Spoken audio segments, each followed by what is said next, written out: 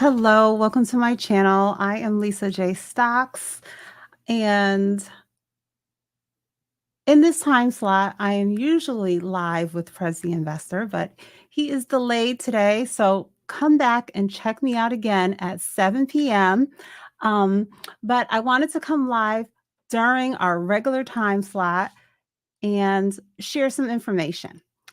Now, I've been thinking about where we are in the year. We are at the middle of the year. We still have 6 months to go, and I wanted to just give some points and just talk about some things.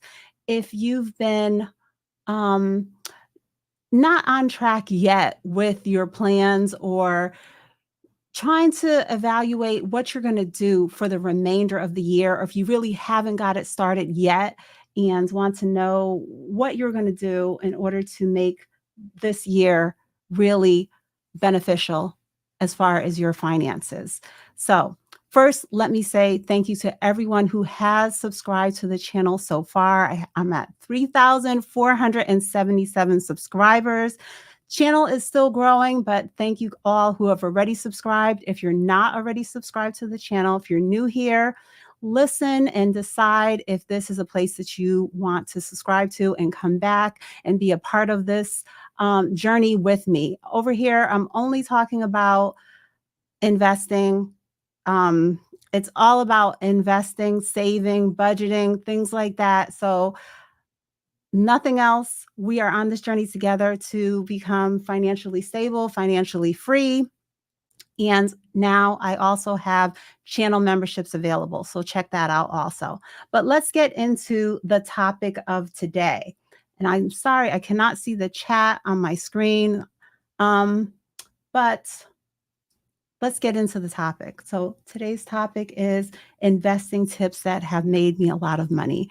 And there's going to be something in here for everyone, no matter where you are in your current journey to get your finances together. So let's get started with debt. So eliminating high interest debt, eliminating any debt that you have is a crucial step before you get started investing. High interest debt is just going to hinder you, especially nowadays. The interest rates have been so high, and your financial progress is not going to be able to really thrive until you get rid of that, because you're going to be battling those interest rates while you're trying to, take advantage of gains to make your money grow. So first, get rid of the high interest debt. So I'm going to talk about two ways that you can go about doing that. Two popular ways, at least. The snowball method, which is paying off your smallest debts first. And then that works for some people, and it resonates well with some because they want to see the progress of getting some things off the list. Another method, the method that I prefer, is the avalanche method. So with that, you focus on the paying off the highest interest rates first, because for me, that's what really makes me feel like I'm making progress, is getting rid of the high interest rates and knowing that I'm not losing all of the money to fees. So when I was dealing with my credit card debt, that's how I went about it. So with this, you have to make a budget. You have to sit down and really face all of the numbers, face all of everything that could be holding you back. List every balance that is due, every interest rate, and come up with a plan of how you're going to go about attacking the debt, as well as how you're going to go about allocating your income that's coming in. Every dollar should have a purpose, whether it's saving, investing, debt repayment. Everything should have a purpose, and you can go about like I said, tackling, battling, getting rid of that debt. So I am a credit card person. I use credit cards as much as possible because I like to take advantage of the rewards points and uh, points, as well as cash back deals. So I use my credit card, but then sometimes even daily, I am then paying my bill. As soon as something hits, as soon as the charges hit, I'm paying off my debt. So uh, Let's move on to focusing on early retirement. Now, I know lots of people when you're in your 20s or, when you feel like you are young, when you don't have retirement on your mind so much, you're not focusing on it. You're not thinking, I need to get started with this now. But I kind of fell into investing for my retirement early because I've been working full time since I've been a teenager. So kind of accidentally got started into it earlier than most. So it's never too early to start saving for retirement, investing for retirement. I don't like to I hate when I mix those words up. I like it to be clear what's because saving and investing are two totally different things. So I hate when I say I just want to make sure I'm always clear in what I'm saying. Investing for retirement is the way to build wealth and plan for yourself, plan to take care of yourself. Many employers have a 401k or some type of retirement plan that comes along with a match. So that's another reason to take advantage of it as early as possible. But even if you're not in a job that gives a match, make sure that you are seeking out an IRA, some type of retirement fund that you create for yourself and get started with investing in your 20s as soon as possible, even before that, as soon as you start working. So let's see.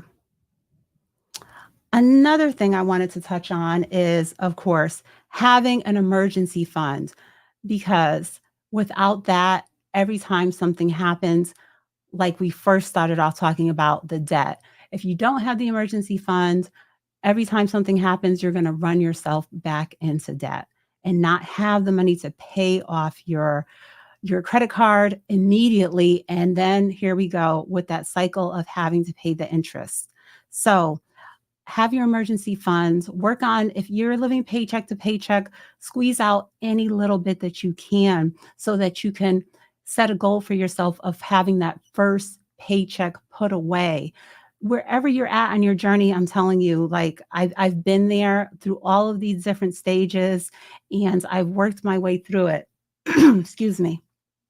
So, an emergency funds, in my opinion, should be in a high yield savings account. I'm right now using Discover, but there are definitely lots of options out there, even with slightly higher interest rates than what I am getting. Um, but whether you do a mix of having, a bulk of the money in a high yield savings account, CD rates, money market accounts, they all have very good rates right now. They have not dropped much. And your money will be growing, but it's also accessible to you pretty quickly when you do have an issue that comes up. We can't have all of our money tied up into investments. We also have to have savings. So, next on the list, I'm going to talk about non-retirement accounts. So for me, in the last few years, have definitely come to the decision that I don't want to be working necessarily until I'm in my late 60s. So with that, when I realized that, I became more hands-on with my investing and I moved forward with opening up non-retirement accounts that I do investing into. And I also, at that time, um, started to manage my daughter's money more differently. And I wanted her to have not just savings, but investments. So she has a Fidelity Youth account and a UTMA account. And then I have certain portfolios, for example, my growth portfolio, which I do excuse me, which I do predominantly in my Webull portfolio, as well as, for example, my dividend portfolio, which I'm doing over on Moo Moo. So, with that, these are additional um, investments that I have that offer me a little bit of flexibility. It's not just for those advanced ages. I have other financial goals other than retirement. So I want to have my money working for me as hard as possible. So I want to be able to like for example, my Amazon investment is up over 40%. Me just putting the money in the bank, you're not going to achieve those type of goals, even if that money is for whatever I want it to be. Like I said, investments that allow me to have flexibility. So let me take a look at my chat. If any mods are, please, can you be mindful of what's going on in the chat? Um, I appreciate you. Jade, are you there to take care of this? Thank you. Um, so next up, I want to talk about crypto. So I am open to pretty much everything within my portfolio. I am not opposed to options trading or trading. I am predominantly a long-term investor, but I'm not one that's completely against crypto and trading like some people I hear are. If it's not for you, it's not for you. I totally understand that. But on a smaller percentage of what I do on a daily basis. And, I'm open to it and I have had success and I've taken the time to learn how to do it. I'm risk. I don't like a lot of risk. I am in this to make money. Like I said, these are tips that I'm sharing that have been making me money over the years. So with that, let's talk about it. Long-term investing versus short-term trading. So when it comes to investing, I focus on both. For long term, I have a significant portion of my portfolio in ETFs and index funds, and then my chosen blue chip stocks that I've been building up over the last few years. So they provide diversification. I've been having steady growth with my investment choices.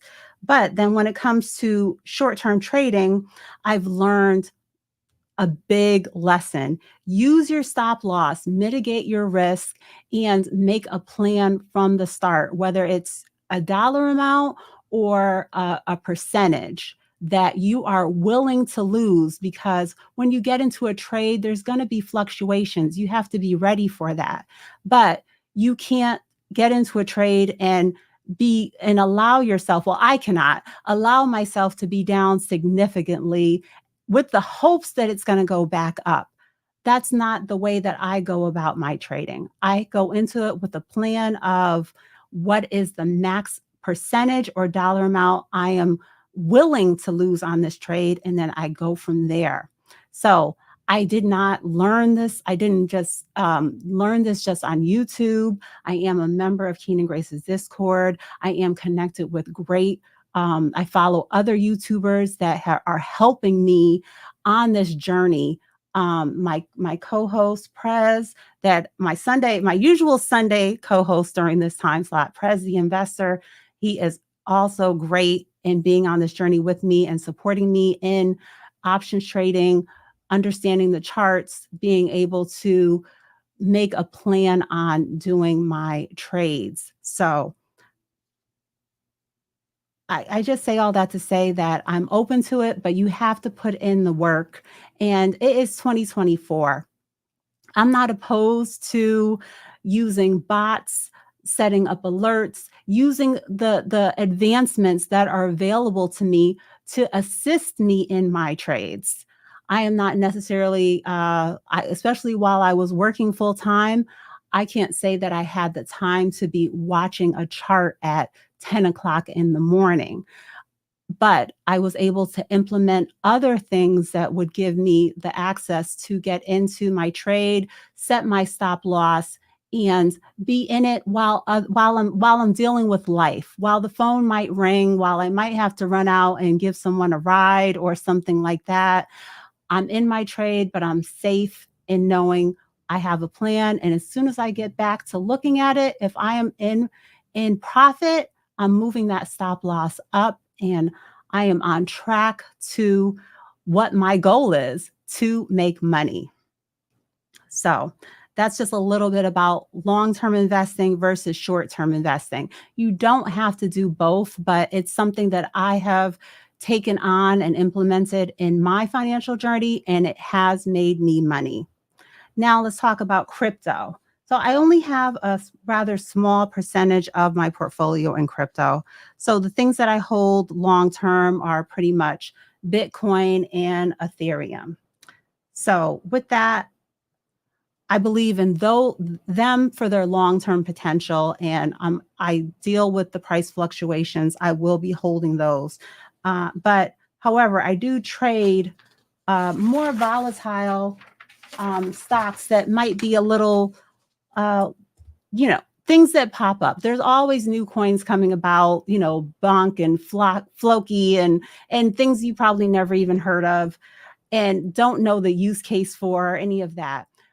And I'm okay with trading those with the same way that I was describing, with a plan and the knowledge of what price point am I going to buy, what price point am I going to sell, and take profit in it and not look back. I can go back to it again down the road if there's another opportunity, but those will not be long-term holds for me. And I think it's important to um, realize that not all coins will grow the way that I believe certain investments and ETFs will. Let me know if you guys agree with what I'm saying.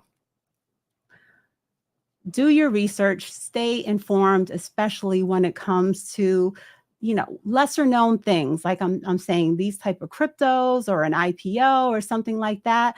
Make sure you're doing your research and know what you're getting into, because not everything is a long-term hold that you don't need to watch closely. You have to put the work in. And now, okay, so we're getting towards the end of my list here. This is one of my favorite strategies that I have implemented, and that is using dollar cost averaging as a strategy. And I love to share this in my channel throughout, the videos that I share, because I don't want anyone to be held back or think they're not in the place where they can get started investing for themselves, for their children, because there is the option of buying a fractional share, putting in a small amount. On Fidelity, it's $1. On many of the other platforms that I use, the minimum is $5. So with that, I feel there's no reason that anyone should put off investing thinking they need hundreds or thousands of dollars to get started. So dollar cost averaging it involves investing a fixed amount of money on a regular basis, regardless of the market conditions. So for me, that's another benefit of not having to time the market, not knowing, is the price going to go up and down? Is this the best time to invest? In time, once you get to investing into certain stocks or ETFs, you will be in tune with the price and know, okay, say in, like, for example, the S&P 500, it really had a dip in October of last year, for example. So that will be apparent to you, and you can say, I can go heavier during this time frame, but I don't take any breaks. I am constantly investing, some daily commitments, but at least weekly on many others. So that's what I do. I dollar cost average, I build up my positions. And right now, I've just gotten to one share of Microsoft in my portfolio. I have 1.0145 shares of Microsoft. And I don't see anything wrong with that, to say I have one share of Microsoft in my portfolio. I'm making progress. This is how I went about it, $10 at a time. Microsoft's share price is currently $447.40. But I didn't have to just jump in and buy a whole share, $10 at a time. And now I have a share in my portfolio. And from now, I can continue to build up upon that. So don't let the price of an investment hold you back. Before the stock split, I was investing into Nvidia even though it was, 800, 900, going over $1,000, I can still take my $10 or $20, whatever I had available, and I got started then, like with so many other investments. For example, Google, of course, Bitcoin. You're not going to be able to buy a full share, but you can invest. Don't ever say that I can't invest because I'm telling you, there are ways. It is attainable for us all. Yes, I see Trudy in the chat saying that consistency is key. So I pulled up a phone over here because I'm not able to see my chat in the StreamYard. Thank you to everyone for tuning in. So as I said at the beginning, I recently launched channel membership. I want to say thank you to my first 5 subscribers. I think it's 5. Oh, maybe I shouldn't have. Let me get myself together here. Trudy, a brother of a certain age, Nora, the stock explorer, Miss V, Miss Frugal. I hope I didn't miss anyone. I just launched channel membership, and I want to say a special thank you to the people I just named for being my first members. So this week will be my first full week of having membership, and I will start to roll out some things to share with you guys. And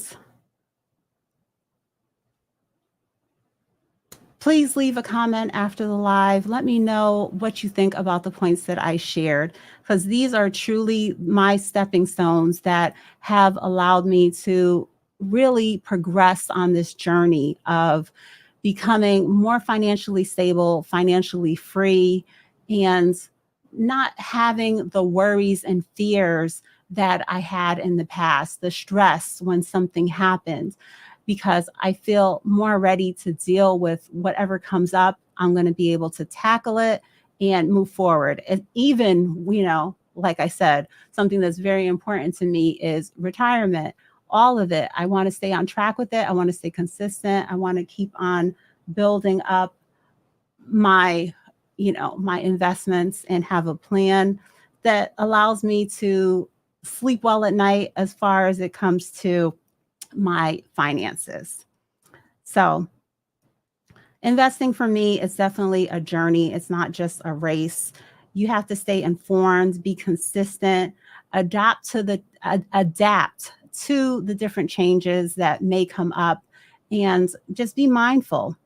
We're all going through different stages. I hope I shared something that resonates with you that you can take and bring on your journey. We just need to just stay focused, stay disciplined, and stay motivated. And I hope that that's something that I can do through my channel membership, is to help, to give encouragement, to share stories, to answer more personal questions, and be here to just cheer you on, and just I just feel like you can get off track, but when you have an accountability partner in what you're trying to do, someone that's going to say, hey, how's it going, sometimes it'll keep you encouraged to just stay on track. So if you haven't already, please make sure to give me a thumbs up. As I said, if you're not subscribed, subscribe to the channel. Don't forget to check out my investment links if you want to start a new account. And I'm live every Sunday, 3 p.m. Eastern Time, usually with my co-host, Fred the Investor. But as I said, he was delayed today. We'll be coming back on tonight, hopefully, tentatively at 7 p.m. You can come back and check us out. And I'm going to wrap it up for today. I'm going to share my membership video, and that's going to be it. But I hope I shared some things that gave you some food for thought, and I hope you come back again. Let me see.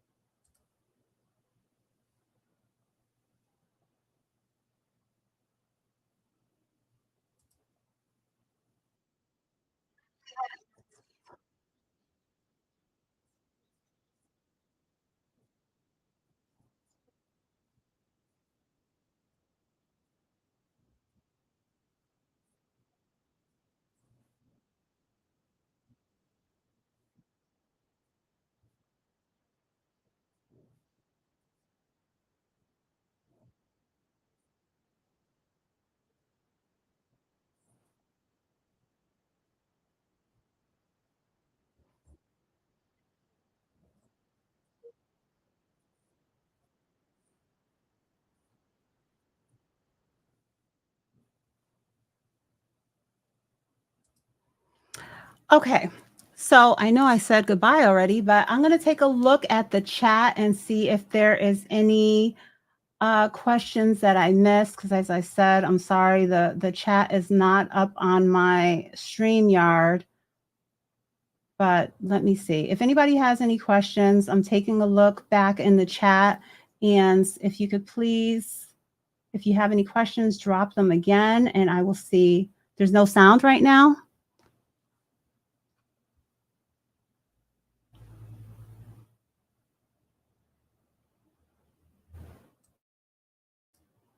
Can you guys hear me?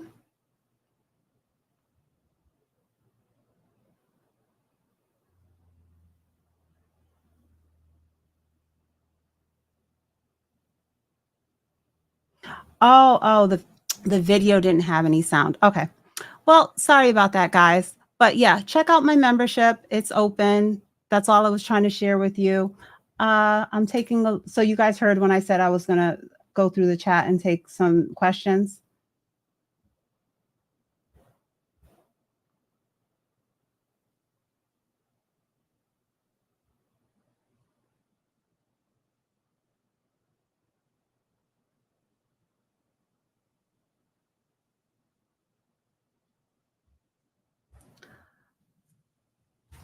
Okay, so frugality is life. I'm not sure if you're still here. You have a question of what are my top 5 ETFs?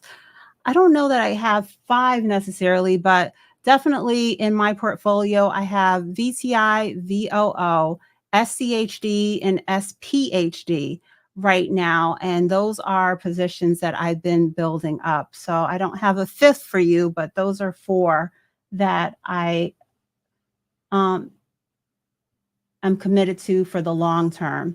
And another, not ETF, but in my portfolio on Fidelity, another favorite of mine that also gives exposure to the S&P 500 is FXAIX.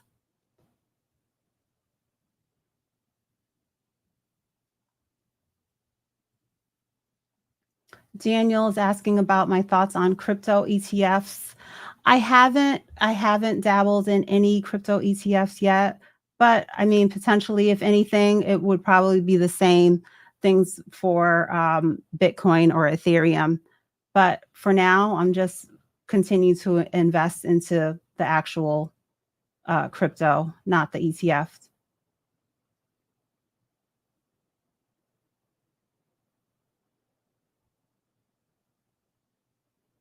So, was there some talk about Nike in the chat? I missed it. I see Prez talking about Nike.